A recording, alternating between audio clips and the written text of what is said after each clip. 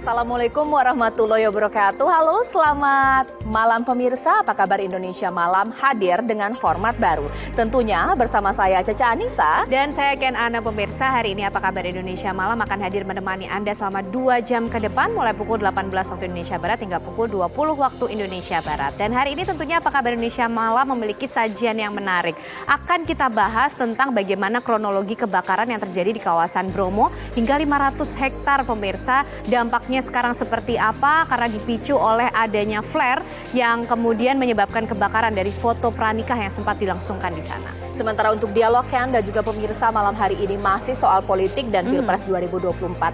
Tapi kita masih akan terus membahas mengenai kemungkinan dua poros di Pilpres 2024. Jikalau benar Ganjar dan Prabowo bersatu, pasti harus kita telusuri. Kira-kira ini strategi untuk apa? Ya. Apakah jangan-jangan upaya untuk menjegal Anies Baswedan? Karena khawatir. Nah, ini akan saya bahas di Apa Kabar Indonesia Malam. Tapi Ken dan juga pemirsa, tapi kita simak dulu informasi yang pertama, di mana yang pertama kami akan hadirkan kepada Anda, di mana seorang selebgram cantik asal Purwakarta mempromosikan salah satu situs judi online di akun sosial medianya.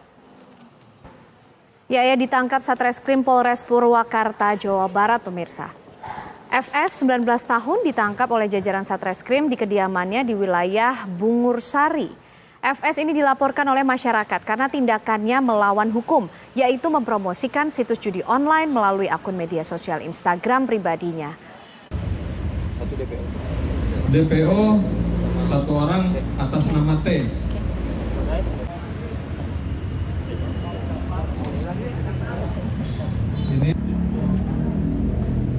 Praktek pidana itu sudah dilakukan oleh pelaku 3 bulan terakhir dengan keuntungan mencapai Rp300.000 setiap minggu. 1 orang admin situs judi dalam pencarian petugas kepolisian.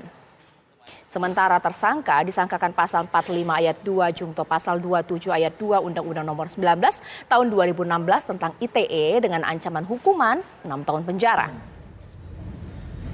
Terhadap tersangka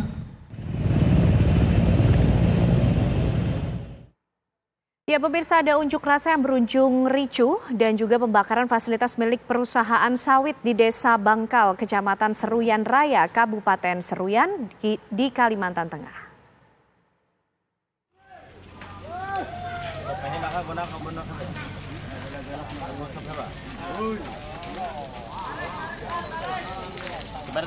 Pengerusakan maupun pembakaran, pemirsa, terjadi gambar yang Anda saksikan saat ini di mana fasilitas kantor maupun bangunan rumah karyawan dan rumah guru milik perusahaan sawit ini dilatar belakangi dengan tidak dipenuhinya tuntutan para pengunjuk rasa. Aksi massa tersebut menginginkan 20% lahan plasma di dalam HGU dan juga meminta kawasan hutan dengan luas 1.175 hektar dikelola oleh masyarakat. Tidak hanya itu, mereka juga ingin agar lahan di kiri dan kanan jalan yang ada di pinggir jalan sepanjang 500 meter masuk areal perusahaan sawit agar diserahkan ke pihak desa. Pihak kepolisian berharap bahwa pengunjuk rasa bisa menahan diri, pemirsa. Jangan sampai lakukan aksi anarkis kembali karena sangat merugikan masyarakat sekitar. Saat ini kondisi di lokasi pembakaran maupun perusakan di areal perusahaan sawit, tepatnya di Desa Bangkal, sudah berangsur kondusif. Sebanyak 500 personil dari Polres maupun Polda Kalimantan Tengah dikerahkan untuk mempercepat pemulihan Kamtipmas di sana.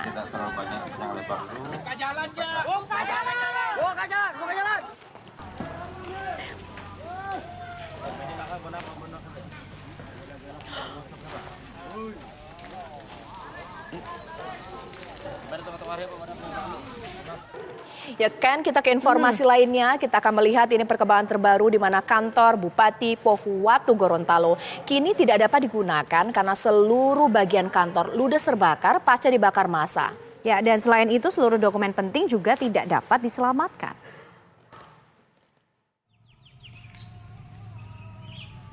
Beginilah kondisi terkini kantor Bupati Kabupaten Pohuwatu Gorontalo pasca dibakar oleh sejumlah massa aksi pada Kamis siang kemarin. Kondisi kantor Bupati Pohuwatu kini tidak lagi dapat digunakan karena seluruh bagian kantor ludes terbakar. Tidak hanya itu, seluruh dokumen penting juga ikut terbakar. Kabag Humas Pemkab Pohuwato menyebut aktivitas melayani masyarakat sementara waktu akan dilakukan dengan menggunakan fasilitas yang ada. Ini kita instruksi dari beliau Bapak Bupati, kita akan berkantor khusus yang ada di kantor Bupati ini, kita berkantor sementara di kantor bersama yang memang kantornya agak besar. Jadi kita akan berkantor di situ mungkin sampai dengan adanya pembangunan kantor Bupati yang baru. Khusus untuk hari ini bertepatan dengan hari Jumat dan hari pertama pasca terjadinya insiden, kami berinisiatif untuk melaksanakan kegiatan doa dan zikir bersama untuk keselamatan dan kesejahteraan daerah ini. Hari ini seluruh pegawai yang bertugas di kantor Bupati akan melakukan doa zikir bersama untuk mendoakan keselamatan masyarakat Pohuwato. Aksi anarkis para penambang mengakibatkan 10 orang anggota kepolisian menjadi korban penganiayaan, mengalami luka-luka dan patah tulang. Sementara sejumlah warga yang terlibat dalam aksi anarkis tersebut diamankan oleh pihak kepolisian. Dari Gorontalo, Kadek Sugiarta, TV One mengabarkan.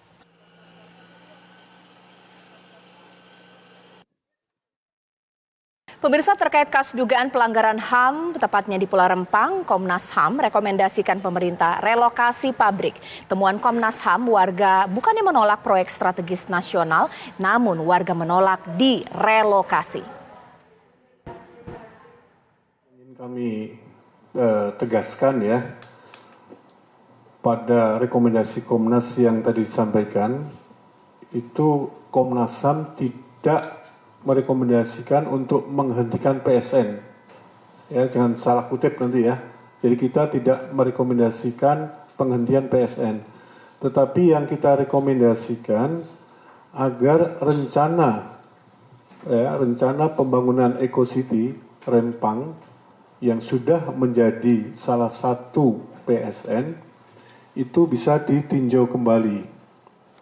Ya, peninjauan kembali yang kita maksud itu adalah rencana pembangunan lokasi pabrik solar cell yang akan dilakukan oleh investor Cina, bukan PT tapi Xinji Limited Investment dan seterusnya. Ya, jadi posisi Komnas HAM saat ini adalah kita meminta pemerintah untuk tidak melakukan relokasi warga, tetapi sebaliknya pemerintah bisa memindahkan lokasi pabrik yang akan dibangun oleh Xinji tadi.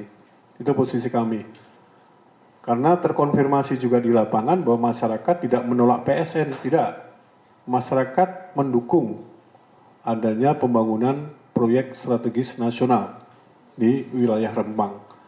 Tetapi yang mereka tidak inginkan adalah pembangunan ini kemudian mengorbankan ya kehidupan mereka dengan melakukan relokasi atau penggusuran dari tempat yang selama ini telah mereka diami secara turun-temurun. Jadi itu yang ingin kami tegaskan dulu mengenai PSN. Komnas HAM tidak menolak keberadaan PSN ya, tetap kita mendukung rencana pembangunan nasional. Bakal Capres-Cawapres dari Koalisi Perubahan, Anies Baswedan dan Muhaimin Iskandar membentuk badan pekerja untuk tim pemenangan mereka. Badan pekerja tersebut dinamakan Baja Amin yang menggantikan peran tim 8. Anies Baswedan dan Muhaimin Iskandar menggelar pertemuan bersama tim koalisi pengusung mereka yaitu Nasdem, PKB, PKS di kantor Sekretariat Pemenangan Anies di Brawijaya 10, Jakarta Selatan. Mereka sepakat membentuk badan pekerja untuk tim pemenangan Anies Muhaimin, disingkat Baja Amin. Sejumlah elit partai pun tampak hadir, diantaranya Jazilul Fawait Waketum PKB, Willy Aditya Ketua DPP Nasdem, juru bicara Anies Baswedan Sudirman Said, Sekjen PKS Habib Abu Bakar Al-Habsyi.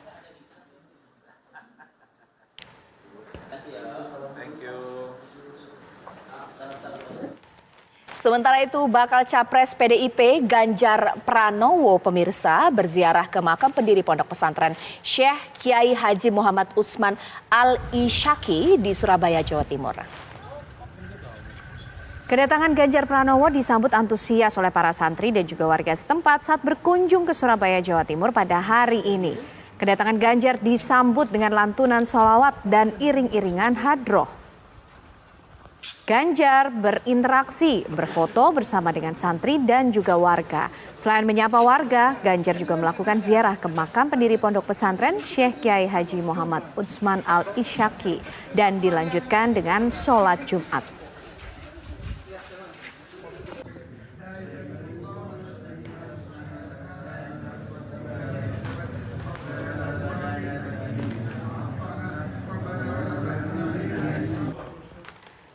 Ada yang menarik pemirsa, bakal calon Presiden Prabowo Subianto berjoget saat mendapat persembahan lagu yang dinyanyikan Presiden ke-6 Republik Indonesia Susilo Bambang Yudhoyono di Rapimnas Partai Demokrat kemarin.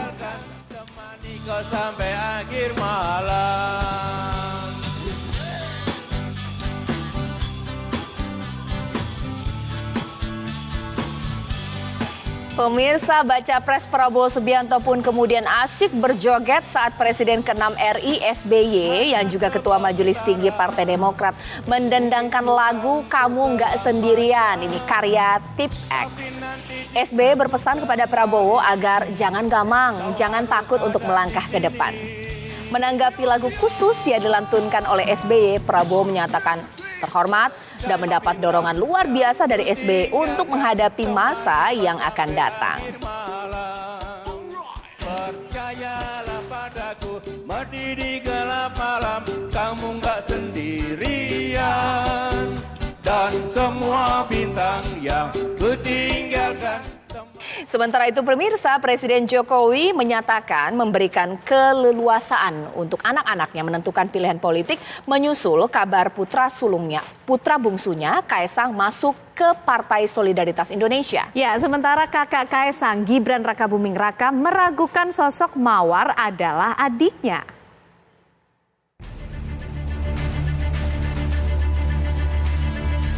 Kaisang Pangarep tak kehilangan pesona di tengah skenario bersatunya kubu Prabowo Subianto dan Ganjar Pranowo.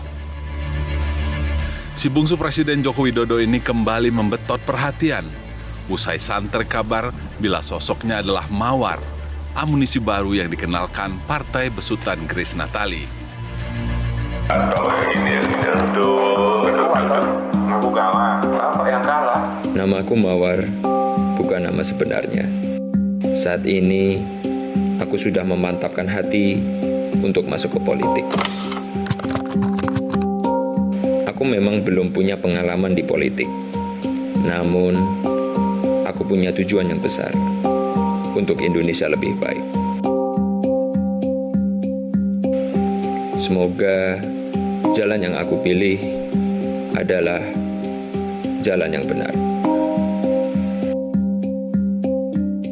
Resmi dirilis video bergabungnya dengan nama samaran Mawar dan ke PSI. Kita ada dengan di belakangnya ada logo PSI dan diupload di lamanya PSI ID resmi, Instagram maupun Facebook. Mas Kaisang menjadi sosok yang sangat membanggakan bagi kami, anak muda yang hari ini bergabung di salah satu partai politik, anak ingusan atau partai politik anak-anak bocil. Jadi ya ini mulai proses panjang dan ini setelah ini akan ada kejutan-kejutan baru lagi. Memang sepertinya teman-teman di Solo itu sangat antusias ya dengan apa yang diupload, video yang diupload di media sosial DPP PSI. Dan tentu saja jika itu memang nantinya menjadi kenyataan, kami akan sangat senang sekali. Tapi sebenarnya kan ada banyak tafsiran-tafsiran interpretasi. Mas Wali Kota Solo, Mas Gibran juga punya dugaan miripnya salah satu penyanyi papan atas Indonesia. Jadi kita tunggu saja kira-kira sebenarnya siapakah sosok Mawar itu. Bila Mawar adalah Kaisang, tentu langkah politik anak presiden ini menarik dikulik. Sebab darah banteng mengalir kental di tubuh Kaisang. Sementara ada aturan internal PDI Perjuangan bagi kadernya. ADART PDI Perjuangan mengatur satu keluarga haruslah satu partai. Joko Widodo lahir dan besar dari Akta Moncong Putih. Pun sulung Jokowi Gibran Rakabuming Raka, yang karir politiknya kini moncer dalam naungan Tengku Umar. Jadi, bila Kaisang menyeberang ke PSI, artinya ada aturan main internal yang bakal dilanggar. Ya saya baru dengar-dengar, belum tahu karena itu kan baru keluar tadi pagi beritanya. Jadi saya nggak mau mengomentari sesuatu hal yang ini masih katanya atau dengar-dengar. Saya mau cek dulu kebenarannya. DPD Perjuangan bukan satu keluarga itu tidak mengirimkan. Ya, kita lihat dulu apakah ini benar atau tidak. Ibu berarti akan nanya langsung ke Mas Kaisang, Bu? Bisa juga kan saya kenal sama Mas Kaisang. Gibran Rakabuming Raka merespon kabar manuver sang Kaisang. Sang kakak menyangsikan bila sosok Mawar yang disebut-sebut PSI adalah adiknya Kaisang. Kita pastikan dulu apakah Mawar itu adalah Kaisang. Belum ada statement resmi dari PSI pusat. Ya. Artinya yang original Mawar itu masih diragukan. Ya kalau saya meragukan sebelum ada statement resmi dari PSI. Sekjennya kan juga belum bilang untuk Kaisang. Ya. Baik Gibran dan Kaisang sebenarnya memiliki kedekatan dengan PSI. Kedua anak presiden ini kerap hadir di agenda yang digelar Giring Ganesa dan kawan-kawan. 23 Agustus 2023 lalu, Gibran bicara di hadapan kader PSI dan sempat diberi jaket partai, kendati ditolak.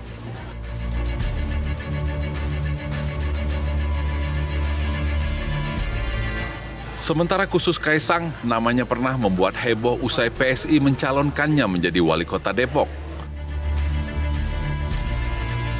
Presiden Jokowi pun menyatakan memberikan kebebasan ke anak-anaknya untuk menentukan pilihan politik. Anak-anak itu kalau sudah berkeluarga, itu sudah punya rumah sendiri, sudah punya istri, ya sudah harus mandiri dan harus tanggung jawab. Artinya apa yang diputuskan itu pasti sudah menjadi tanggung jawabnya. Udah, itu aja. Gimana? Ada diskusi dengan Bapak nggak sebenarnya? Keinginan untuk Ya biasa di dalam keluarga minta doa restu. Karena saya bilang tidak pun juga tetap akan jalan. Itu anak-anak saya seperti itu kalau mau tahu. Ya. Hadirnya keluarga Presiden Jokowi di panggung politik diakui memberi warna tersendiri. Kendati Jokowi, Gibran, Kaisang lahir dari rahim banteng, tapi elit dan partai politik tak bosan genit menggoda, berharap peruntungan suara dan sokongan fanatik. Tim TV One mengabarkan. Ya, usai jeda pemirsa, apa kabar Indonesia Malam masih akan kembali hadir menemani Anda dengan sebuah perbincangan yang menarik ya, Caca. Soal apa sekali.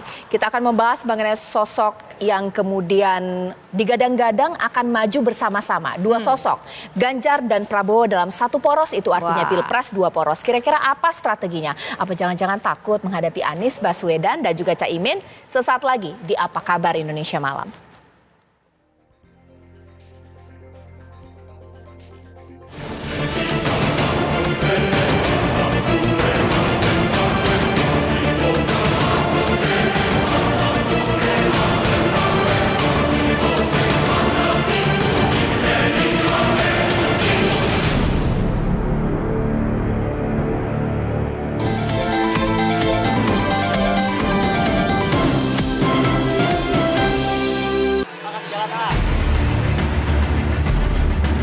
Wacana dua pasang calon presiden dan wakil presiden yang akan berlaga dalam pemilu presiden 2024 makin mengemuka. Meski sebatas isu, dua poros tetap bisa saja masuk perhitungan. Hal ini menyusul belum adanya keputusan bakal calon wakil presiden yang akan dipilih oleh Ganjar Pranowo dan Prabowo Subianto. Ini menimbulkan spekulasi yang pernah berkembang atas kemungkinan bergabungnya koalisi Prabowo Subianto dan koalisi Ganjar Pranowo dalam sebuah koalisi besar. Prabowo Subianto dan Ganjar Pranowo sama-sama menanggapi peluang bila keduanya berduet di Pilpres 2024. Markasnya sebelahan Mas sama Pak Prabowo, terus juga ada kemarin potensi untuk duet sama Pak Prabowo, itu mungkin nggak sih Mas? Semua calon yang punya potensi untuk berpasangan dengan saya sama jaraknya. Pak Prabowo sama Mas Ganjar nanti di Pilpres seperti apa Pak? Ya Pak. Yang kita dambakan adalah selalu persatuan, kerukunan. Apapun terjadi kita harus rukun, kita harus sejuk. Siapapun yang diberi mandat oleh rakyat kita hormati, ya kan? Yang terbaik untuk rakyat. Rakyat Indonesia ingin pemimpinnya rukun dan damai. Saya kira itu saja. Ya. Terima kasih. Upaya menduetkan Prabowo dan Ganjar seakan memberi kesan bila ada kegamangan poros Prabowo dan Ganjar untuk menghadapi poros Anies Imin. Jika keduanya berada dalam satu gerbong koalisi, ada keyakinan Anies Mohaimin akan mudah dikalahkan dalam satu putaran. Benarkah mengapa poros PDI Perjuangan terus berusaha membuka peluang Prabowo bergabung? Tim TV One mengabarkan.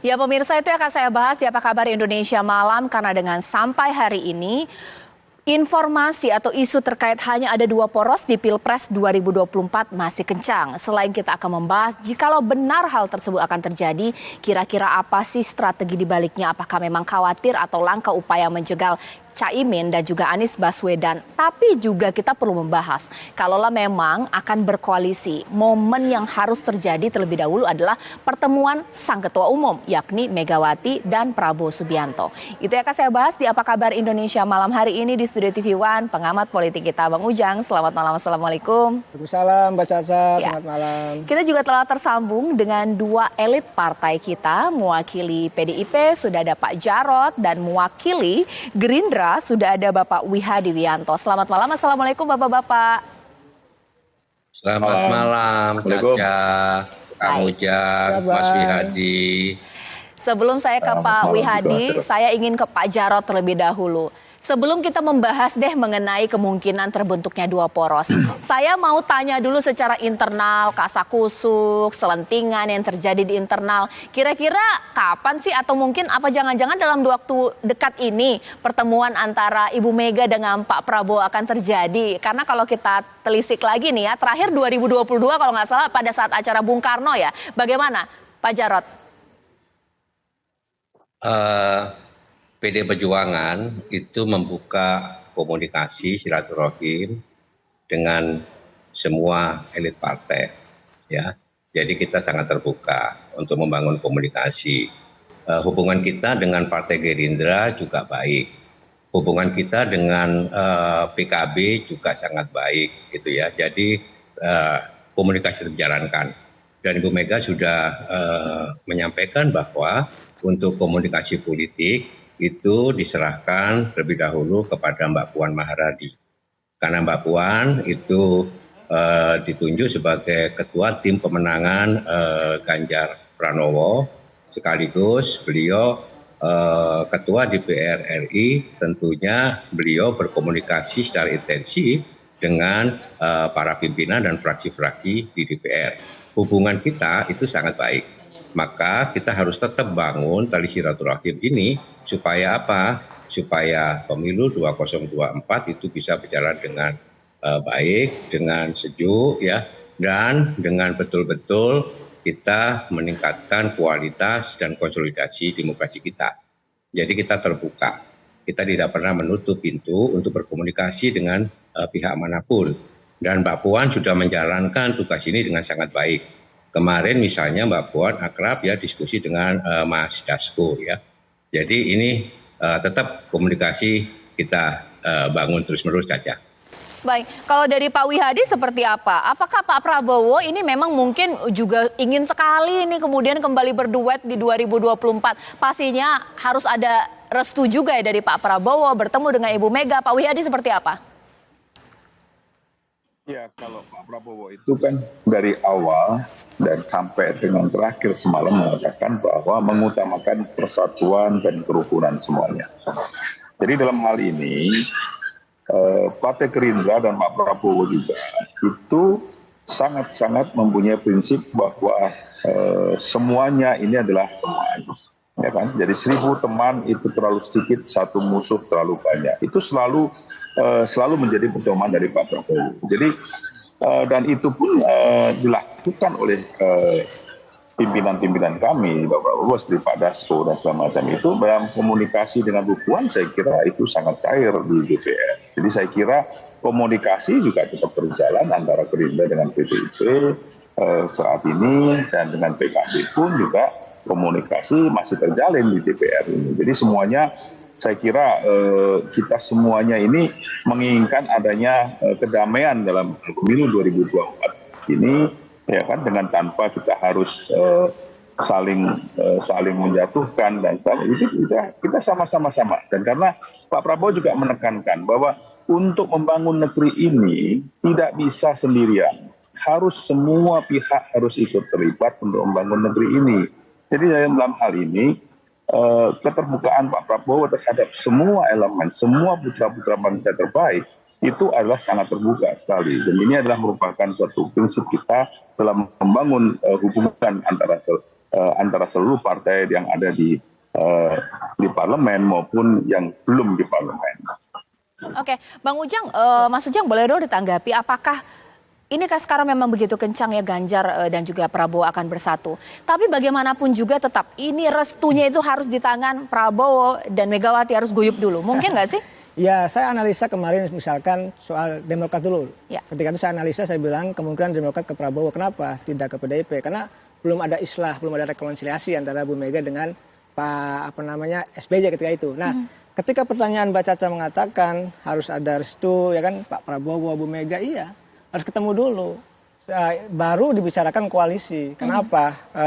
Personality, pertemuan personal itu atau emosional itu menjadi penting dalam konteks berkoalisi. Jadi kalau hatinya sudah ketemu, maka koalisi itu akan mudah. Tetapi kalau hatinya jauh, sulit untuk bisa berkoalisi. Oleh karena itu, kalau ada peleburan, saya mengatakan ini sebenarnya isu yang, bukan isu ya, skema lama, skema tahun lalu. Itu proposal juga yang dibicarakan oleh Pak Jokowi, langsung di media, Pak Surya Paloh juga, yang dulu ingin tadi menyatukan antara Pak Prabowo dengan Pak Ganjar dengan Pak Prabowo. Nah, kalau hari ini isu itu muncul kembali, sebenarnya bukan sesuatu kebetulan, memang sudah ada desain lama gitu bahwa ada formulasi untuk bisa 2 poros, ada formulasi untuk bisa menyatukan antara 2 kekuatan ini. Jadi ini skema lama sebenarnya yang muncul kembali. Oke, mungkin sekarang saya tanya karena ini kan perwakilan dari partai politik. Sempat ada yang mengatakan bahwa kalau mau guyup secara komunikasi antara 2 partai, PDIP dan Gerindra ini harus matching dulu. Sebenarnya ada masalah tidak sih selain kita membahas, kita singkat, mungkin kita sedikit urai ya bahwa tidak ke ketua umum, tapi ke partai. Kira-kira jikalau partai ini berkoalisi, pemirsa, apakah masih memungkinkan terjadi dan siapa yang mengalah, siapa yang jadi capres dan siapa yang menjadi cawapres? Sesaat lagi.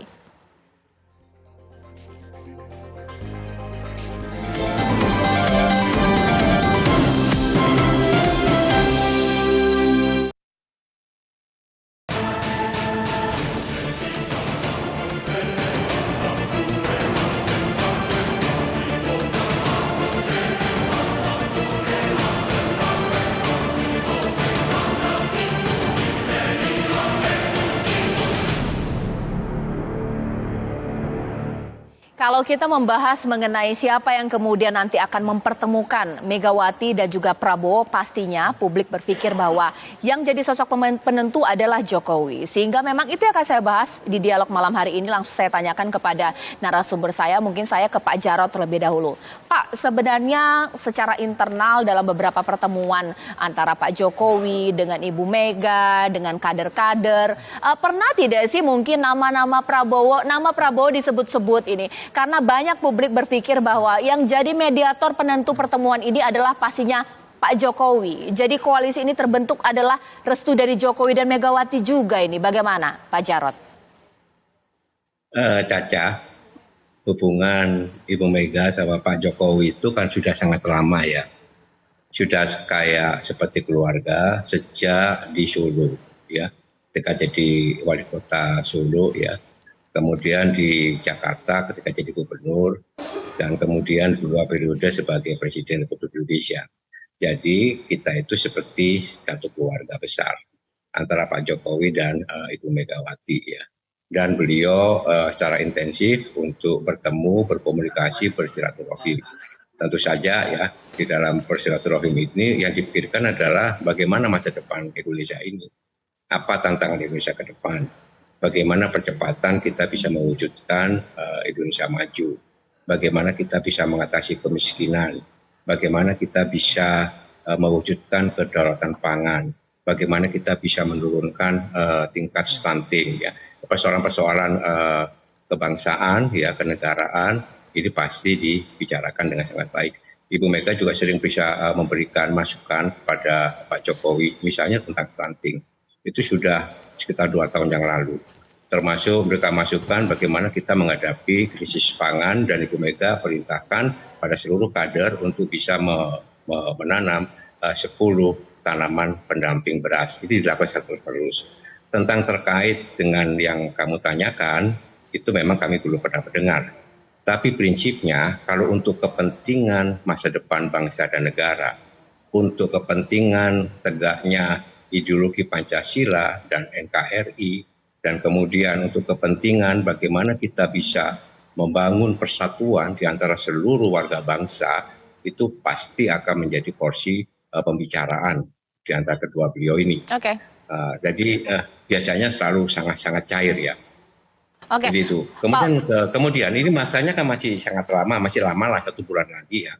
Sehingga komunikasi itu tetap dijalin secara terus-menerus dan sangat baik. Oke, Pak Wihadi, sudah ada bocoran ini, apa yang dikatakan oleh Jokowi tampaknya selalu didengar oleh Ibu Megawati. Kalaulah mungkin dibisikin sedikit dari Pak Jokowi, ayolah berkoalisi demi kepentingan, kebersamaan, keguyupan, maukah kira-kira Pak Prabowo bagaimana? Meskipun sekarang Gerindra di atas angin ya, Pak Wihadi. Jadi begini, Gerindra ini kan saat ini sudah berkoalisi dengan Golkar, dengan PAN, dan juga dengan Demokrat. Semalam sudah mendeklarasikan, terus kemudian juga ada dari beberapa partai yang non-parlemen seperti PBB, terus kemudian Gelora, dan juga Garuda. Artinya Pak Prabowo sudah mempunyai koalisi, tentunya segala sesuatu keputusan ke depannya itu tetap harus melibatkan koalisi, karena bagaimanapun juga tidak bisa diputuskan sendiri oleh Pak Prabowo, karena dalam hal ini kan koalisi ini sudah terbentuk dan kita sekarang ini sudah konsentrasi bagaimana kita membentuk program-program ke depannya untuk pemilihan presiden tahun 2024. Jadi segala sesuatu yang akan diputuskan tentunya melalui melalui daripada pembicaraan-pembicaraan dengan para koalisi. Jadi saya kira tidak bisa Pak Prabowo sendiri yang memutuskan dalam hal ini. Kalau menyangkut mengenai masalah hal-hal yang memang harus diputuskan oleh partai koalisi, yang harus ada kebersamaan di sini. Jadi kita menunjukkan bahwa kita saat ini memang sudah tidak solid, dan kita segala sesuatunya kita akan sangat terbuka kepada partai koalisi kita. Oke, Bang Ujang, tolong dong ditanggapi juga bahwa kalau memang ini poros ini terbentuk, memang kunciannya itu di Jokowi. Jokowi yang menjadi penyambung komunikasi antara kedua partai ini. Ya, saya meyakini itu ya, karena Pak Jokowi kan selain kader PDIP, beliau ada presiden. Presiden itu bagaimanapun dia punya kuasa juga, bisa berkomunikasi ya kan dengan partai politik. Bahkan banyak juga Pak Jokowi tanda petik ya berkontribusi dalam jalannya koalisi saat ini terbentuk begitu. Oleh karena itu saya meyakini hubungan antara Pak Prabowo dengan Ibu Megawati yang dulu juga bagus ya kan, sekarang agak sulit ketemu gitu ya. Ya bisa ketemu dalam politik. Politik itu kan soal kepentingan. Jadi kalau kepentingannya sama akan ketemu, kalau beda ya akan menjadi lawan. Nah, dalam menghadapi 2024 nanti apakah mungkin gitu ya bahwa skema peleburan itu terjadi? Di politik tidak ada yang tidak mungkin. Ya memang skalanya masih 50-50, 50%. Bahkan kalau saya lebih analisa lebih jauh gitu ya, kenapa itu bisa memungkinkan? Tentu walau dulu skemanya begini, tadi yang saya awal ceritakan Mbak Caca, bahwa ada skema 2 poros, lalu skemanya adalah pasangan Prabowo Ganjar atau Ganjar Prabowo, ya kan? Maka kalau ini menjadi ada komunikasi yang baik antara Pak Prabowo, Bu Megawati dan Pak Jokowi, ada 3 tokoh ya yang bisa bermusyawarah, saya yakin bisa gitu. Tapi memang saya sih menginginkan dari dulu Mbak Caca, kita ingin ya kalau bisa 3 poros lah. Kenapa? Agar masyarakat diberikan banyak pilihan, lalu agar masyarakat juga ya tidak terjadi polarisasi. Kita tidak mengulang lagi 2019 yang lalu. Kalau Mas Ujang sendiri melihatnya kalau ini berkoalisi, siapa sih jadi capres dan cawapresnya? Nah, itu kalau jadi pertanyaan. kita lihat pernyataannya Mbak Puan gitu ya di media, saya ngutip saja, ya bisa saja Pak Ganjar jadi cawapres, itu pengataan itu kan, jadi ini clear. Tapi kan tidak tahu negonya seperti apa gitu. Nanti kita akan dikalkulasi secara matang. Nah, makanya saya mengatakan apakah Pak Prabowo misalkan mau jadi cawapres kan agak berat, agak sulit.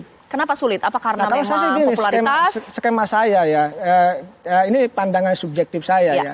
Kalau ini melebur, saya sih membacanya, analisanya ke depan aja. Misalkan begini, kenapa ini agak PDIP itu agak gampang dalam konteks menghadapi Prabowo? Karena yang ditakutkan oleh PDIP, mohon maaf ya, adalah pasangan Prabowo Gibran. Ini kan bisa memecah belah.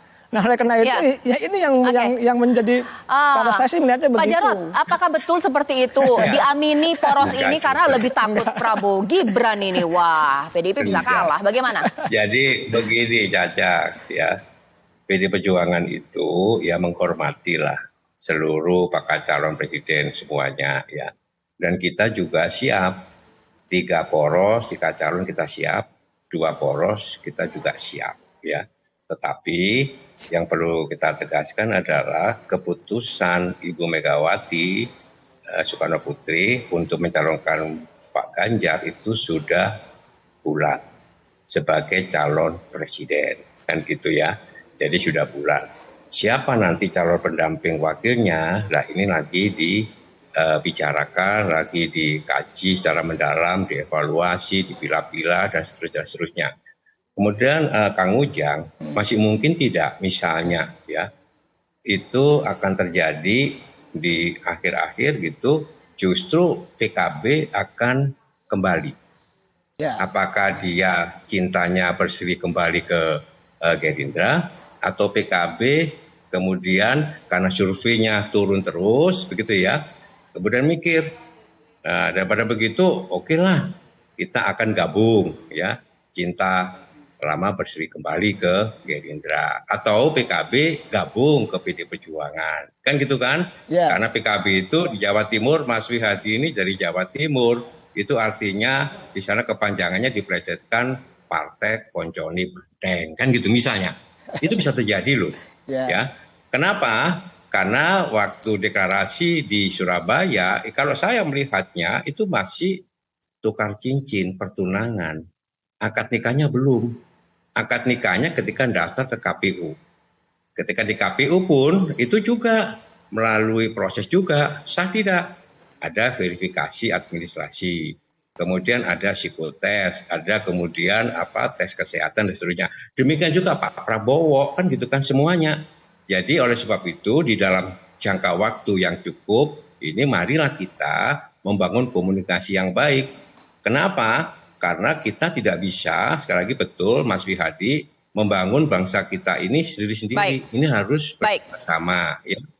Meskipun, meskipun sistem kita itu presidensial, tetapi presiden terpilih itu harus bisa didukung secara bagus, secara kuat di parlemen. Baik, nanti sesaat lagi kita perlu membahas pemirsa, jikalau memang 2 poros terbentuk atau Ganjar dan Prabowo bersatu, kira-kira ini karena apa? Apakah jangan-jangan ada beberapa survei bahkan juga anggapan bahwa saat ini poros perubahan sedang di atas angin, sedang disukai masyarakat pemirsa, supaya menjegal Amin atau Anies dan Caimin dibentuklah koalisi Ganjar Prabowo sesaat lagi.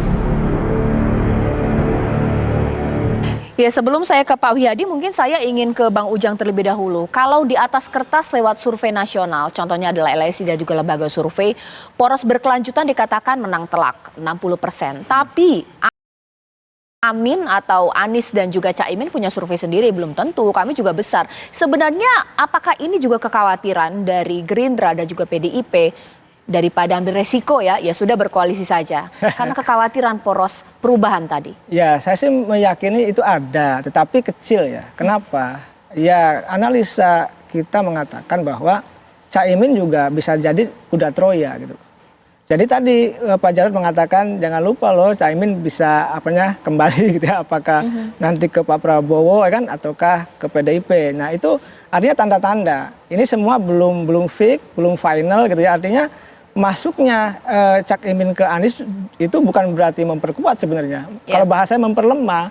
Oleh karena itu kalau ada kekhawatiran Anies menguat, ya itu juga harus kita lihat lebih dalam lagi. Nah, dulu ketika Anies awal-awal muncul, itu memang saya lihat di bawah kuat. Tetapi kan lawan Anies itu kan memotong. Banyak memotong, banyak melemahkan, sehingga tadi disurvei gitu kan tetap nomor 3. Bisa jadi memang survei internal mereka dianggap kuat, tetapi ada banyak faktor yang membuat juga tadi Anies bisa lemah, misalkan faktor Cak Imin. Saya sudah kemarin menganalisa, memberi masukan juga kepada salah satu tokoh PKB, saya bilang Cak Imin agak sulit juga mengambil suara Jawa Timur. Misalkan ada 3 faktor, pertama PBNU-nya netral, yang kedua Gus Duriannya tidak dukung Cak Imin, yang ketiga misalkan Depak juga tidak mendukung, jadi itu pun agak sulit, makanya surveinya kan kecil. Nah, itu maksud saya dalam konteks itu kekhawatiran kubu Pak Prabowo, kubu Pak Jokowi bahwa Anies kuat itu saya rasa sangat kecil ya. Gitu. Tapi mungkin pertanyaan sederhana atau pragmatis dari masyarakat, saya tanyakan kepada Pak Wihadi. Kalau nggak takut, kenapa elit partai dari Gerindra sendiri, bahkan juga Pak Prabowo, jawabannya selalu abu-abu mengenai hanya 2 poros. Kenapa bilang tidak tetap 3 poros? Apa jangan-jangan memang takut dengan Amin, Caimin dan juga Anies, Pak Wihadi? Enggak lah. Jadi gini, kita ini kan semangatnya adalah persatuan. Jadi kalau ditanya mengenai masalah 2 poros atau 3 poros, tapi apapun yang namanya adanya suatu bersatu untuk adanya suatu persatuan dan persatuan semuanya, maka semuanya akan menjawab bahwa itu bisa aja mungkin terjadi. Karena memang kita ini semuanya berpikir bahwa kita janganlah kita ini pemilu ini membuat kita terpecah-pecah. Jadi kita menginginkan pemilu ini kita bersatu. Jadi kalau saat ini memang apa yang terjadi sebelum pendaftaran seperti rekan-rekan Pak Jarod tadi mengenai masalah bahwa kita masih tunangan atau apapun segala macam, belum ada kesepakatan, belum ada resmi kita mendaftar ke KPU, itu kan kemungkinan ada pembicaraan-pembicaraan itu bisa dilakukan. Yang saya katakan tadi, bahwa kita ini semuanya cair kok. Kita ini dalam komunikasi antar partai ini kita setiap saat bisa berkomunikasi kok. Tidak ada kita ini setelah kita ini beda koalisi terus kita ini tidak pernah berkomunikasi. Enggak juga, kita semuanya elit partai semua masih berkomunikasi dengan baik, ya kan. Dan inilah yang dinamakan bahwa kita ini kontestasi ini ada kontestasi yang fair play. Artinya kita semuanya tahu bahwa ini ada kontestasi yang dimana untuk menentukan pemimpin nasional ke depannya. Dan ini adalah semuanya dengan ketenangan dan juga dengan kesatuan kita menentukan, ini adalah rakyat nanti akan menentukan. Jadi kalau kekhawatiran terus kemudian apakah ini menjadi 2 poros, kenapa tidak, jawabannya tidak dan segala macam. Nah, kita kan masih memang belum mendaftar ke KPU. Ya. Jadi ini kan satu hal yang memang bisa semuanya pembicaraan-pembicaraan itu ada. Tetapi mesti diingat bahwa kita sudah berkoalisi. Segala sesuatu keputusan tentunya kita akan bicarakan dengan koalisi kita. Baik, ya. Sekarang saya ke Pak Jarod. Pak Jarod, lebih lama mungkin PDIP menggaungkan dua poros dibandingkan Gerindra ya? Apa jangan-jangan memang PDIP tahu kekurangan Ganjar, punya kelemahan di Jabar, punya kelemahan di Jatim, bahkan kemarin dialog di Yogyakarta langsung digeruduk netizen tuh dengan pernyataannya. Ya udah, karena tahu kekurangan Pak Ganjar ya sudahlah supaya menang dua poros saja, begitukah? Enggak juga. Tadi saya sampaikan juga ya, mau dua poros kayak tiga poros kayak yang diinginkan oleh kita semua, PD Perjuangan dan seluruh bangsa Indonesia tentunya, kalau misalnya Pilpres itu bisa dua kekuatan, itu pasti satu putaran selesai. Kalau satu putaran selesai, itu banyak manfaat-manfaat yang diperoleh oleh bangsa ini. Satu, anggarannya kita bisa efisienkan 18 triliun. Yang kedua, proses konsolidasi pasca Pilpres itu bisa semakin cepat. Karena bulan Februari sudah bisa diketahui siapa pemenangnya. Sehingga masa kurang 8 bulan berakhirnya Pak Jokowi itu akan lebih efektif. Untuk dilakukan misalnya komunikasi politik, kemudian konsolidasi demokrasi pasca Pilpres, ini sangat produktif. Itu aja. Tetapi prinsipnya bagi PD Perjuangan kami yakin betul dengan figur Mas Ganjar gitu ya, kita entah itu 2 pasang atau 3 pasang, kita siap untuk berjuang maksimal kalau bisa 1 putaran selesai. Yang diuntungkan apa? Bangsa kita ini. Jadi 3 poros pun itu bisa 1 putaran, 2 poros pun itu pasti 1 putaran. Itu yang dipikirkan, bukan masalah ego kemudian ketakutan, kekhawatiran dari PD Perjuangan, tidak. Kami yakin dengan rekam jejak Mas Ganjar ya, dengan dukungan keluarga yang full, dengan stamina Mas Ganjar, dengan ide-idenya yang segar, dengan komunikasi yang baik, kemudian didukung oleh infrastruktur partai yang kuat, kami yakin, serta komunikasi yang baik. Tetapi di dalam membangun bangsa ini sekali lagi kita tidak bisa sendirian.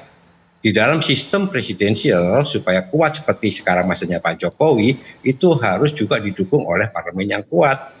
Tadi betul Mas Wiyati sampaikan bahwa meskipun sekarang sudah terjadi, misalkan ya ada berbagai macam poros, hubungan komunikasi antar kita ini baik, sangat cair. Ini untuk menunjukkan bahwa sebetulnya di dalam demokrasi, di dalam Pilpres itu berkompetisi itu boleh, tetapi jangan sampai ya terjadi polarisasi. Kalau polarisasi itu bisa 3 pasang bisa polarisasi, 2 pasang bisa polarisasi, tergantung beberapa faktor.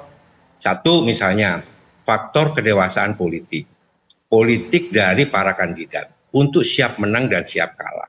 2, jangan gunakan politisasi identitas ya. Kalau ini dilakukan maka akan terjadi pembelahan. 3, penyelenggara pemilu itu harus jujur, harus adil, dan harus tegas. Ya, jadi kalau menurut saya jangan pernah ada kekhawatiran ada polarisasi, entah 3, entah 2, tergantung kedewasaan politik kita semua, gitu loh ya. Tadi Pak Wihadi juga menyampaikan, biarkan rakyat yang bisa menentukan pilihan.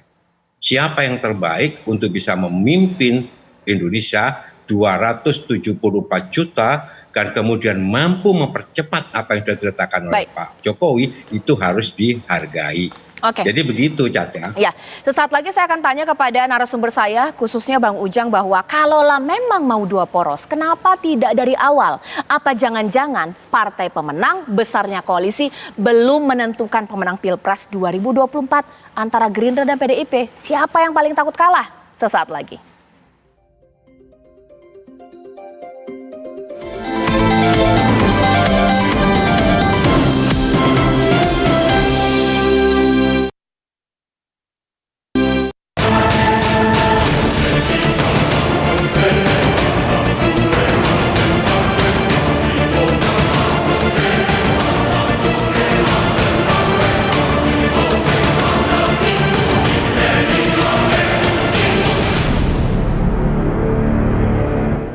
Sekarang saya ke Bang Ujang terlebih dahulu ya. Ini kenapa sih masih abu-abu partai untuk 2 poros? Padahal PDIP partai pemenang, Gerindra koalisi besar. Apa jangan-jangan masih ada kemungkinan kalah juga dari 2 partai ini? Begini Mbak Caca, kan peta kekuatan kan hampir sama ya.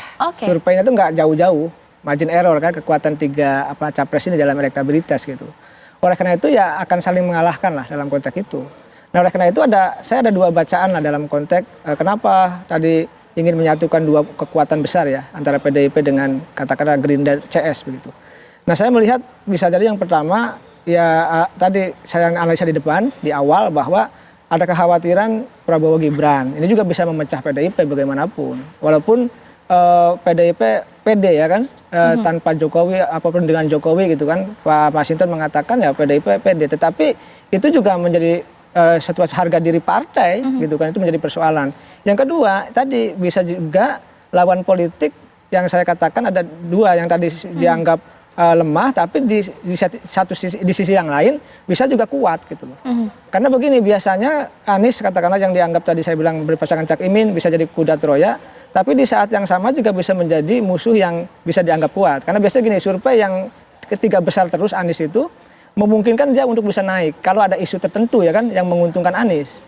Oleh karena itu dalam konteks berkoalisi ya tadi skema dua pasangan itu yang mungkin didorong-dorong. Selain dari proposal lama Pak Jokowi ya yang ingin memasangkan Pak Prabowo dengan Pak Ganjar, di sisi yang lain tadi bahwa ya tentu dinamika perkembangan politik sekarang ini kan cair. Segala kemungkinan bisa jadi. Yang kuat bisa juga tetap kuat, bisa juga turun. Yang lemah bisa juga jadi kuat.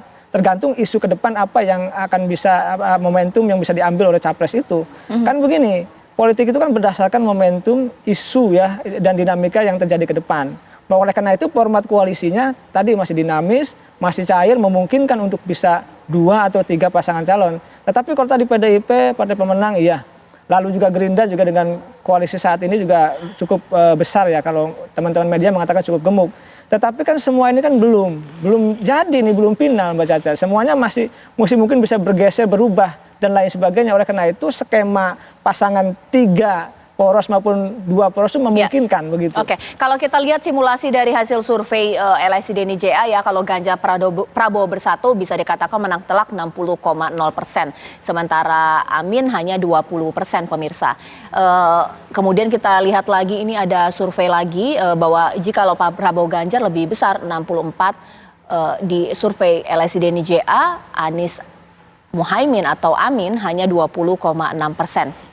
Itu artinya nggak usah usaha besar akan menang telak ya seperti itu. Tapi mungkin saya tanyakan kepada Pak Wihadi. Pak Wihadi, sebenarnya Pak Prabowo ini masih minat berpasangan dengan Gibran tidak sih? Karena sampai dengan saat ini kan memang masih terkatung-katung juga masalah umur, masalah restu, bagaimana? Segala sesuatu cawapres yang menjadi kandidat itu tetap nanti akan menjadi pemikiran-pemikiran ke depannya oleh partai-partai koalisi. Karena partai koalisi kita kan sudah bertambah dengan Demokrat. Nah tentunya kandidat-kandidat dari calon wakil presiden tentunya menjadi pertimbangan yang akan ditentukan nanti. Nah khusus untuk Gibran memang adalah seorang anak muda yang berprestasi.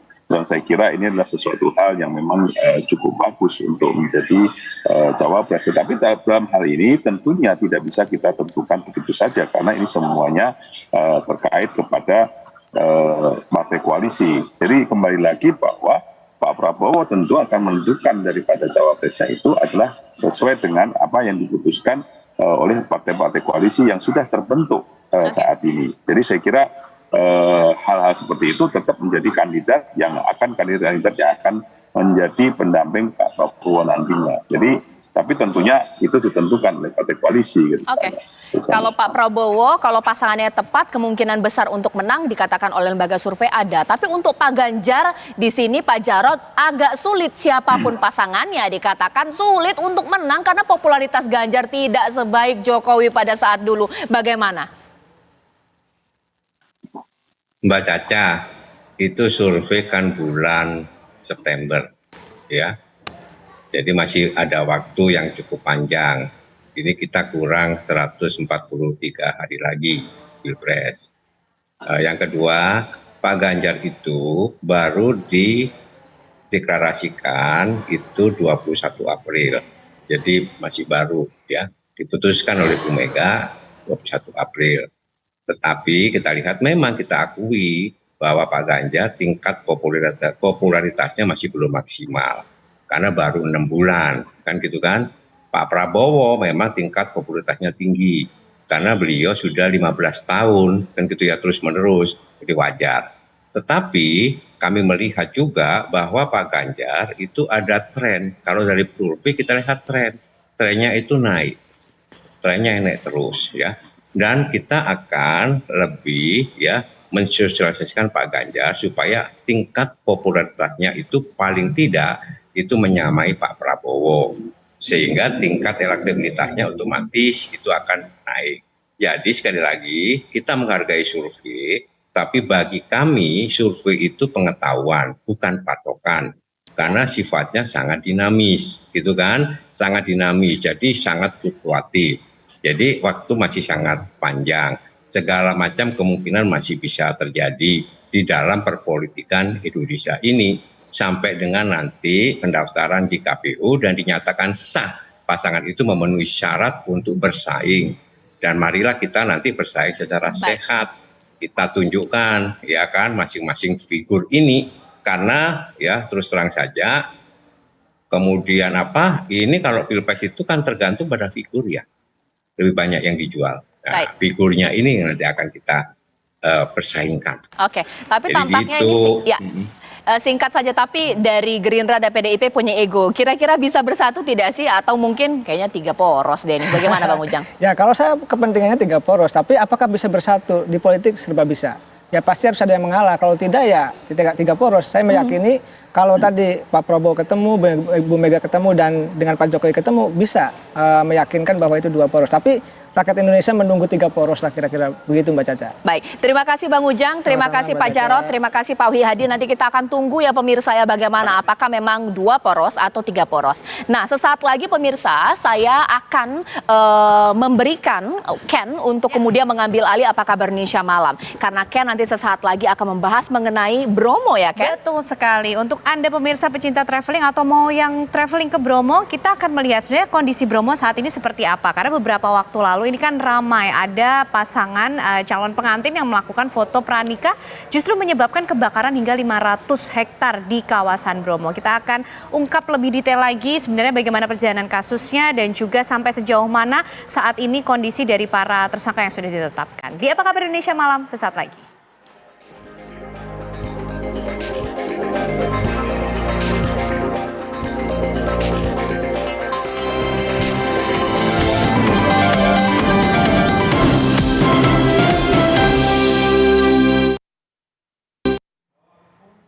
Anda masih bersama kami di Apa Kabar Indonesia Malam. Pemirsa, kami hadirkan informasi untuk Anda. Ini ada puluhan warga yang didominasi emak-emak hadang lalu lalang dam truk tambang di Probolinggo, Jawa Timur.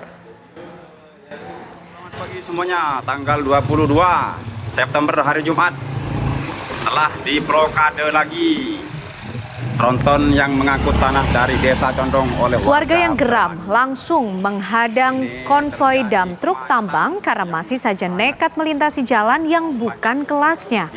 Aksi blokade ini didominasi oleh emak-emak di Desa Braniwetan, Kecamatan Maron, Kabupaten Probolinggo. Itu infonya, terima kasih. Salam satu pena. Aksi serupa ini sudah kedua kalinya dilakukan oleh warga setempat. Menurut warga, konvoi dam truk syarat muatan tanah uruk tersebut telah merusak jalan desa dan memicu terjadinya polusi debu. Warga berharap pemilik armada dan tambang tetap mematuhi peraturan yang ada, yakni menggunakan truk kecil bukan truk besar karena jalan lokal ini bukan kelasnya. Selain itu, pemirsa, warga ini juga masih terus menyuarakan apa yang menjadi aspirasi mereka dari jalan yang kemudian dilewati oleh dam truk berbeda kelas ini. September hari Jumat telah diblokade lagi tronton yang Seorang pria menjadi korban pembegalan oleh 2 orang pelaku begal bersenjata tajam di Kabupaten Bandung, Jawa Barat. Aksi para pelaku yang terekam kamera CCTV itu pun viral di media sosial. Aksi begal terekam kamera CCTV rumah warga di Jalan Raya Banjaran, Pengalengan, Kabupaten Bandung, Jawa Barat beberapa waktu lalu. seorang pria berinisial IS yang menjadi korbannya. Di TKP, korban dipepet oleh 2 orang pelaku begal. Kedua pelaku begal tersebut langsung mengeluarkan senjata tajam dan membacok korban yang mengakibatkan tangan korban mengalami luka. Para pelaku begal kemudian langsung membawa motor korban dan langsung melarikan diri. Kini, petugas kepolisian tengah melakukan penyelidikan dan melakukan pengejaran terhadap kedua pelaku.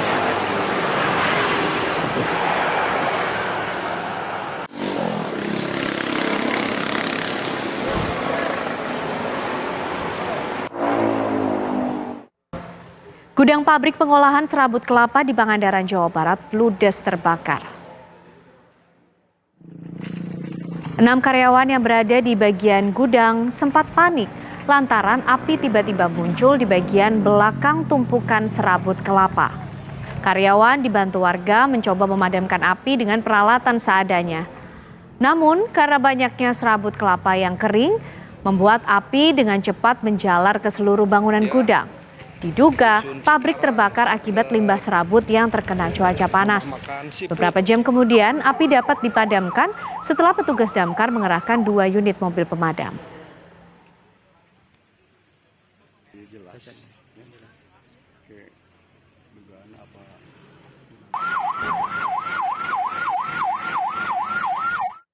Ibu dan anak tewas dalam kebakaran 1 unit rumah di Balikpapan, Kalimantan Timur.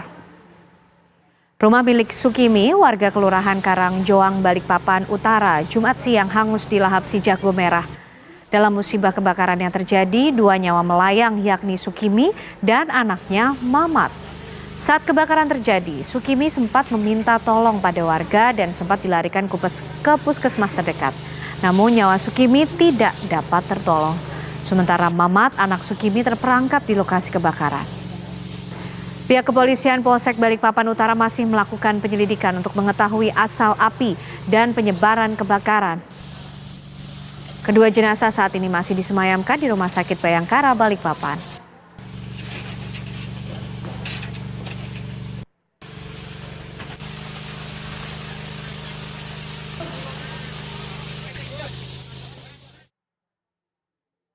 Kebakaran hebat melanda pemukiman warga di Kelurahan Petuadae, Kecamatan Turikali, Kabupaten Maros, Sulawesi Selatan pada Jumat pagi.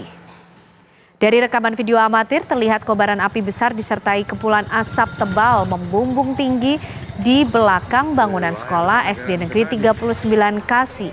Insiden ini pun membuat warga panik berlarian keluar rumah untuk menyelamatkan diri.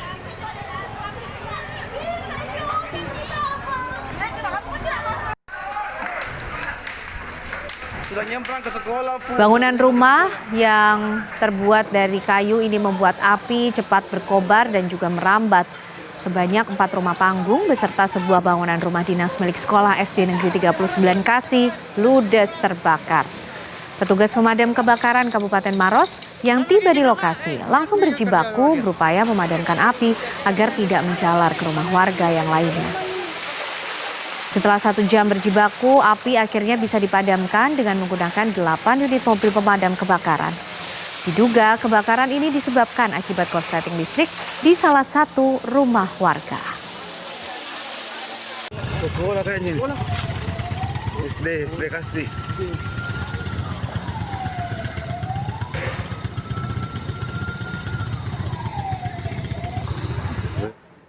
5 hektar lahan di area puncak Bukit Gunung Kacapi, Desa Kebonjati, Kecamatan Sumedang Utara, Kabupaten Sumedang, Jawa Barat terbakar pada Kamis malam. Kobaran api tampak terlihat dan membakar hektaran lahan yang berada di area puncak bukit gunung kecil tersebut. Banyaknya semak-semak dan dedaunan kering yang mudah terbakar ditambah dengan tiupan angin kencang membuat api cepat membesar ke lahan kering lainnya. Luasnya lahan disertai medan terjal membuat petugas kesulitan menuju titik kebakaran yang terus membesar. Petugas gabungan BPBD, Damkar, Tagana, TNI Polri, serta relawan berusaha memadamkan api dengan peralatan seadanya dan membuat sekat bakar agar api tidak meluas dan turun ke pemukiman warga. Petugas belum dapat memastikan penyebab terjadinya kebakaran lahan tersebut.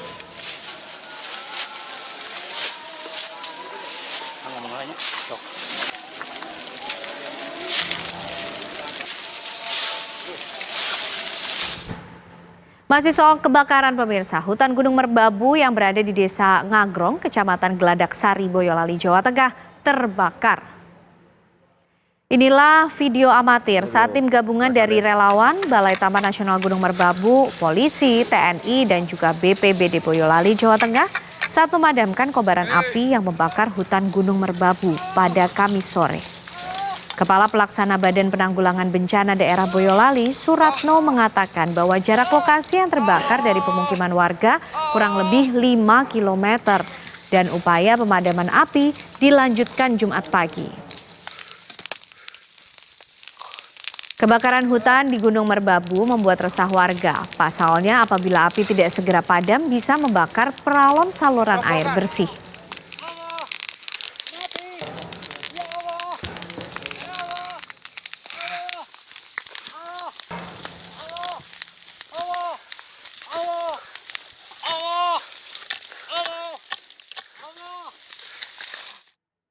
Sebuah kapal kargo yang bertolak dari Pelabuhan Muara Padang, Sumatera Barat menuju Pulau Sipora, Kabupaten Mentawai, disengketakan warga 3 desa di Kecamatan Anak Tuha, Lampung Tengah. Puluhan orang yang menduduki lahan perkebunan sawit sejak beberapa hari lalu akhirnya dibubarkan polisi. Sebagian lahan diambil alih warga karena perkebunan sawit itu terbengkalai. 7 orang yang membawa senjata tajam dan melawan petugas ditangkap. 2 unit alat berat dan belasan motor turut disita. Spanduk bertuliskan tuntutan warga yang dipasang di sebuah gubuk yang digunakan warga sebagai posko diturunkan. 1.500 personel aparat gabungan dikerahkan. Pemkab setempat telah membentuk tim Pokja untuk membantu menyelesaikan sengketa lahan itu.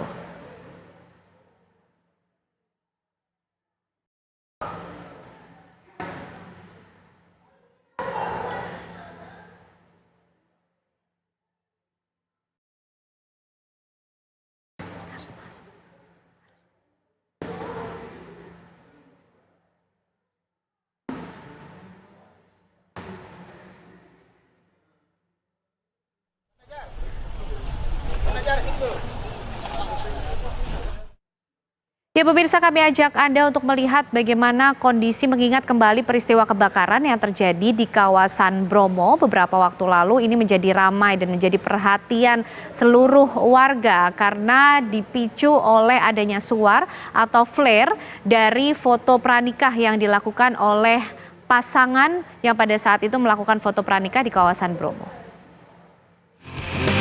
Let's go.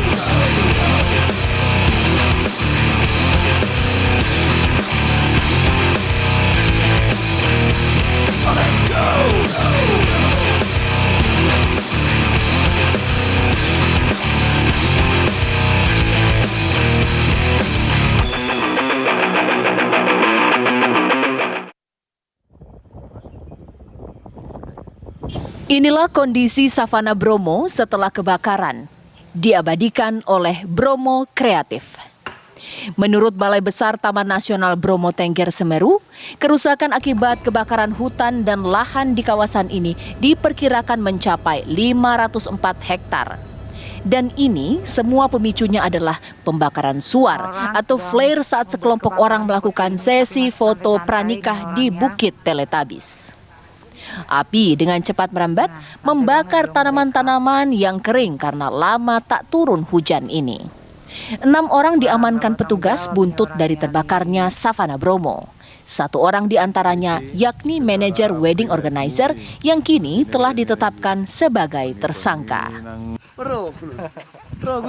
Tim TV One mengabarkan.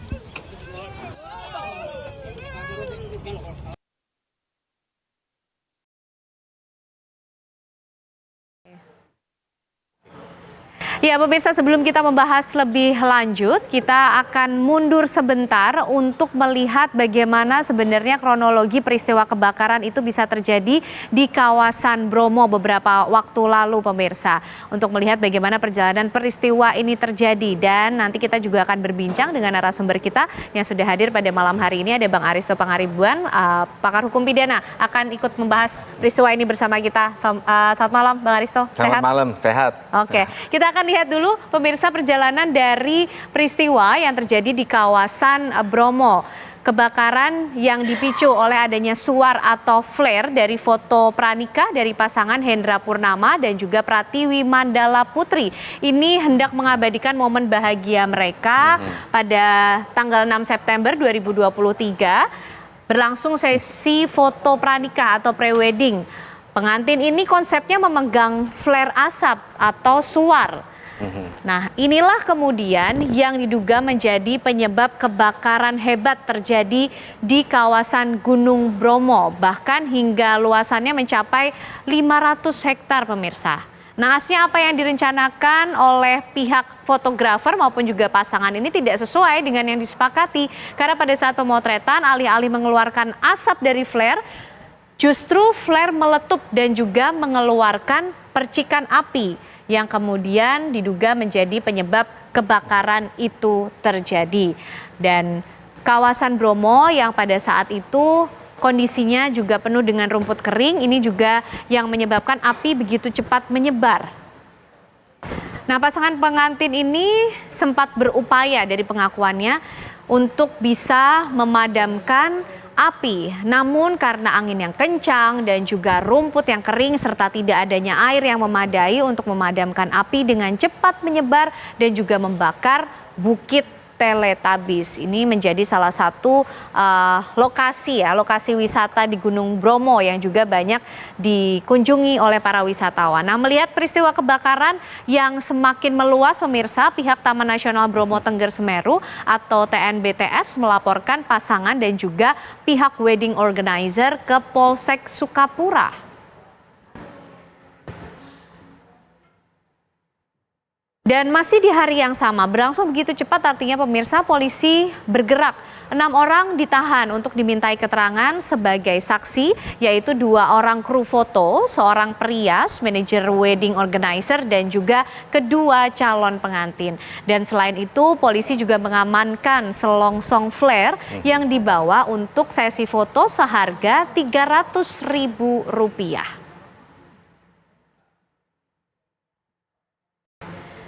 Nah, pada 7 September 2023 pemirsa, usai memeriksa saksi, pihak kepolisian ini juga memanggil manajer wedding organizer inisial AWEW sebagai tersangka kebakaran.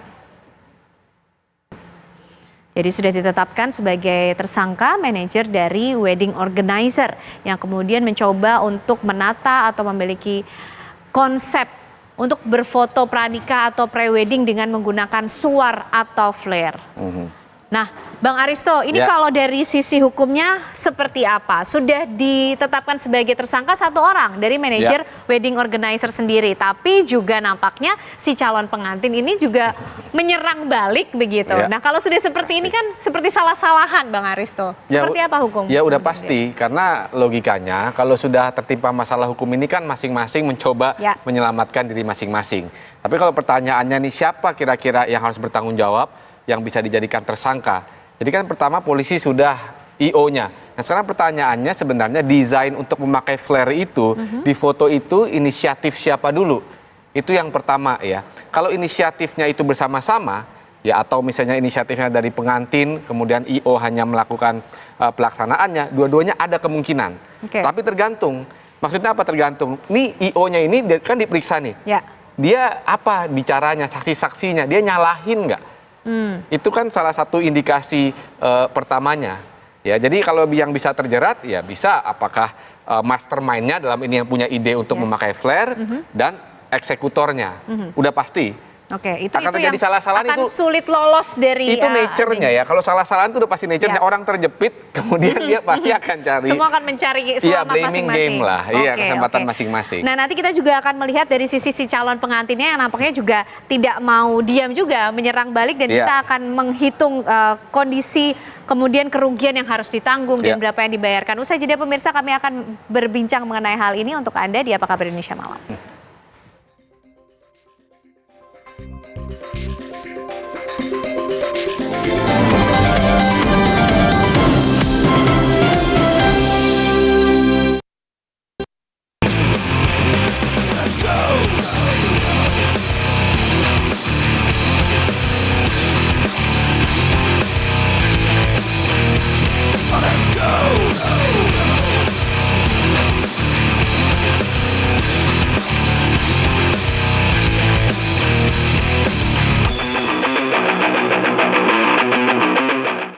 Dari kejadian, satu hari kejadian setelah kami menerima kuasa dari klien kami telusuri ke bawah, ternyata kesalahan mutlak juga bukan pada klien kami. Itu ada kelemahan daripada petugas TNBTS.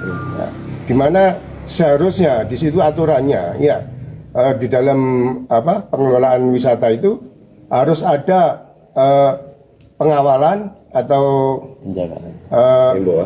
himbauan kepada pengunjung, ya. Jadi pengunjung tidak hanya dibiarkan begitu saja setelah kita membayar, pengunjung bisa berkeliaran apa tadi yang seperti disampaikan kepala desa, itu berkeliaran sampai merusak tanaman-tanaman di situ. Nah, sehingga pengunjung ini juga tidak tahu di sini situasi seperti apa, saya harus bagaimana. Tapi kalau ada pengawalan, ya seperti guide, ya, itu setidaknya bawaan pengunjung ini juga harus diperiksa. Bahwa apa, ini bersiko atau tidak. Harus melihat situasi musim seperti ini, musim kemarau, ya kan? Ya, pemirsa Anda masih bersama kami di Apa Kabar Indonesia Malam. Kita akan mengupas peristiwa yang terjadi di kawasan Bromo bersama dengan Bang Aristo. Tadi kita sudah simak bersama pernyataan dari kuasa hukum calon pengantin. Nampaknya tidak terima nih kalau ini salahnya IO atau WO dan juga pengantin, tapi menyalahkan kenapa pihak Bromo tidak memberikan peringatan begitu. Bagaimana nih? Ini kan sebenarnya strategi ya, namanya pengacara kan membela kliennya. Strategi yang dilakukan adalah dia melaporkan kan, artinya menyalahkan orang supaya kualitas kesalahannya itu kan didiskon. Kan sederhananya kan begitu. Tapi kan pertanyaannya apakah argumentasi itu bisa diterima atau enggak? Ada dasar hukumnya atau enggak? Itu kan yang harus dilihat. Jadi kalau logikanya itu kan dia mau mengatakan bahwa ini bukan kesalahan saya doang loh, kelalaian, ayo kita bagi tanggung jawabnya. Ini kan tadi yang saya bilang, ini kan blaming game. Tapi kan persoalannya kan tidak sesederhana itu. Pertama, dia harus bisa menunjukkan apakah memang ada aturan setiap orang itu harus dikawal. Baik itu aturan internal dari Gunung Bromo. Karena kalau harus dikawal semua orang, itu kan repot lah. Sebenarnya itu kan repot. Nah, kalau yang kedua, Idea ini kan mengatakan itu kan untuk bilang bahwa saya itu nggak mampu berpikir untuk kalau saya nyalain flare mungkin kebakaran, makanya saya harus dijagain orang untuk mengatakan itu kan logikanya kan sebenarnya kan kurang pas ya. Betul. Ya semua orang awam, jadi orang awam kan juga akan tahu kalau Anda bermain api di musim kemarau ya. Makanya dalam hukum pidana itu ada yang namanya teori keinsyafan kemungkinan, artinya orang biasa pun tahu kalau Anda main api musim kemarau di tengah rumput-rumput yang kering itu bisa terjadi kebakaran. Nah, argumentasi ini saya lihat strateginya itu mencoba direduksi dengan nyalain orang, dengan nyalain pengelolanya. Oh, kenapa saya nggak dijagain? Kenapa tas saya nggak diperiksa? Nah, bahayanya kalau argumentasi seperti ini dia tidak bisa dibuktikan dan ini cenderung lemah, maka bisa menambah kualitas kesalahannya. Justru berbalik karena penegak hukum akan berpikir, kok udah salah, udah lalai, bukannya ngaku, kok malah mau blaming game, malah mau nyalain orang lain. Gampangnya penegak hukum bisa ilfil.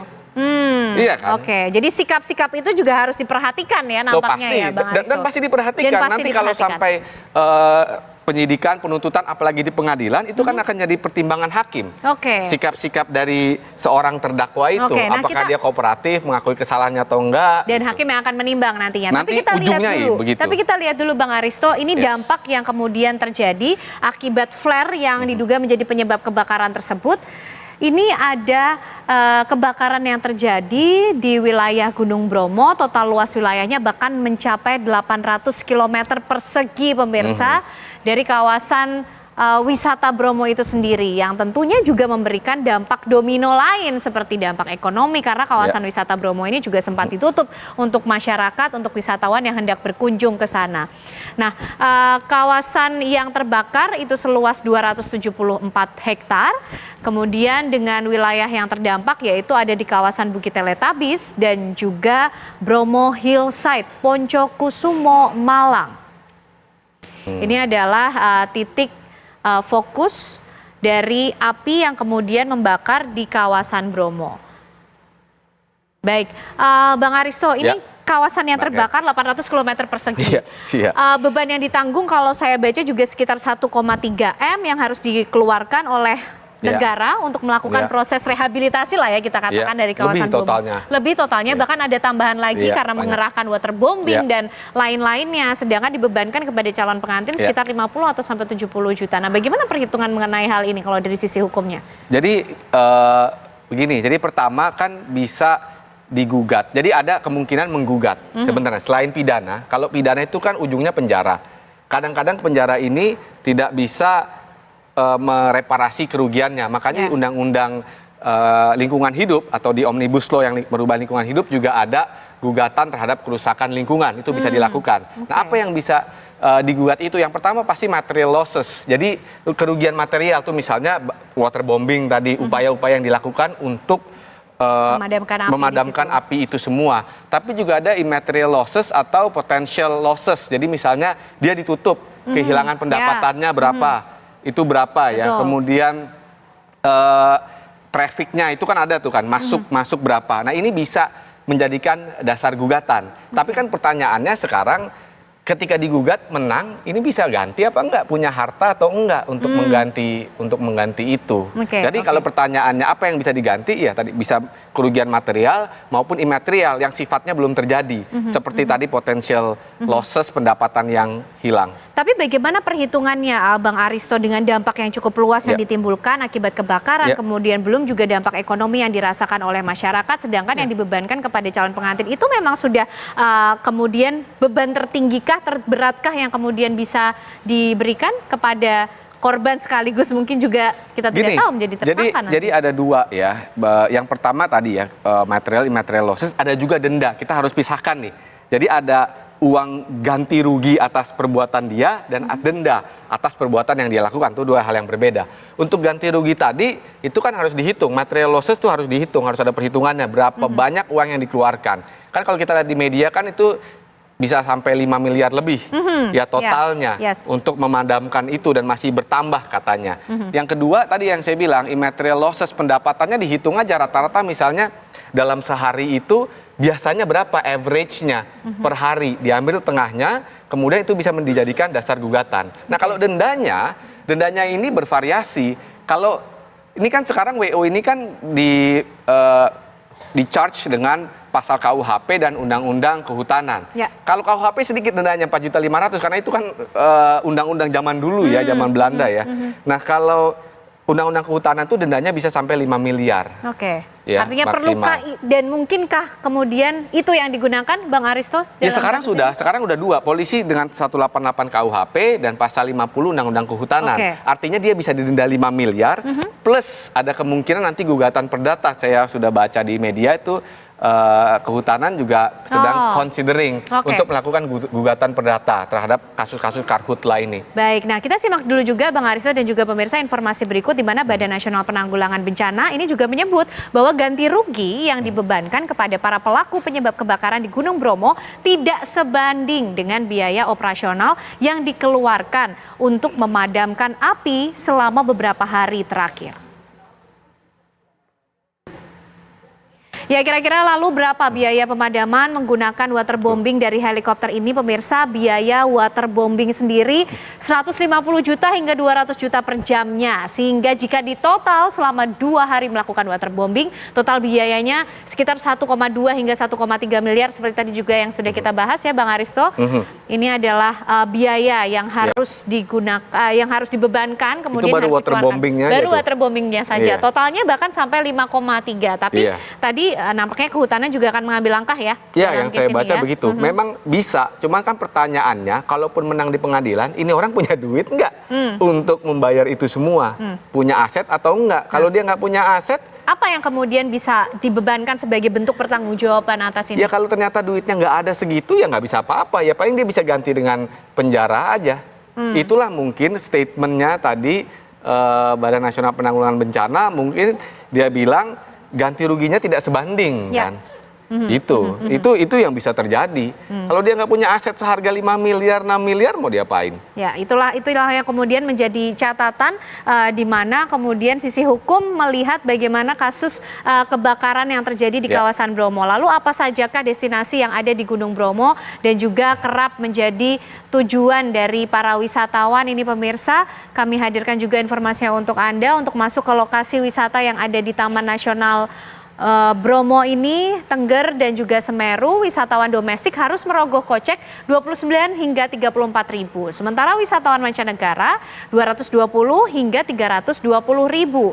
Kawah Utama Bromo, Pasir Berbisik Bromo, Bukit Teletabis Bromo, Padang Rumput Savana. Ini menjadi lokasi-lokasi yang kemudian ditawarkan dan juga bisa dikunjungi oleh para wisatawan dengan mengeluarkan budget seperti yang sudah disampaikan tadi. Ini juga menjadi perhitungan nampaknya karena selama beberapa hari ya Bang Aristo, kawasan Bromo ini kan ditutup, memberikan dampak ekonomi tentunya untuk warga di sekitar. Ini juga masuk dalam perhitungan itu. Potential losses yang saya bilang ya, masuk immaterial losses. Jadi harus dibuktikan tadi berapa dia biasa pendapatannya per hari, dia ditutup berapa lama, itu bisa dibebankan. Ada dasar hukumnya untuk membebankan itu kepada para tersangka. Baik, Bang Aristo, kita nanti masih akan ikuti bagaimana kira-kira perjalanan kasus ini karena cukup menarik perhatian masyarakat juga mengenai kebakaran yang terjadi di kawasan Bromo. Terima kasih Bang Aristo Pangaribuan, pakar hukum pidana sudah berbagi informasi dan penjelasannya bersama kita di Apa Kabar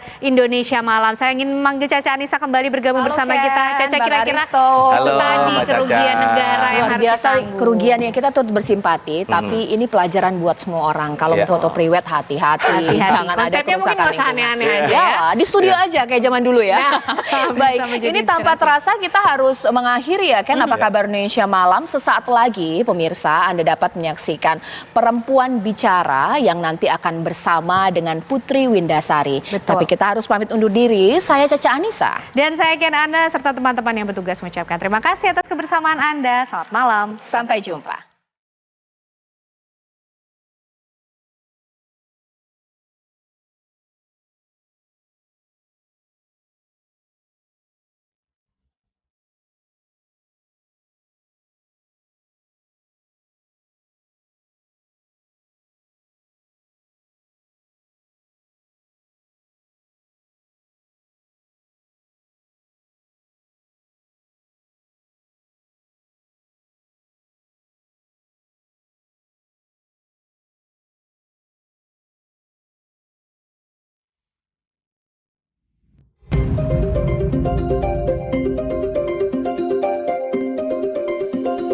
Jumpa.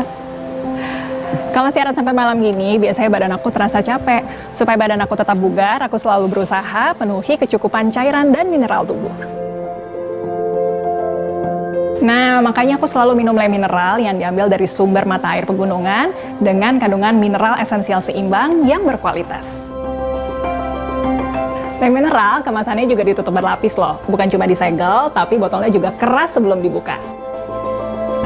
Bikin kita ngerasa aman, bebas dari pemalsuan. Aku tadinya nggak bisa minum banyak.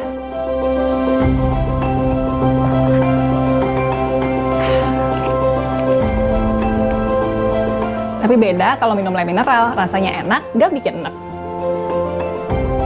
Jadi kalau harus tugas keluar lapangan, aku juga nggak perlu khawatir kalau harus beli air mineral di mana aja.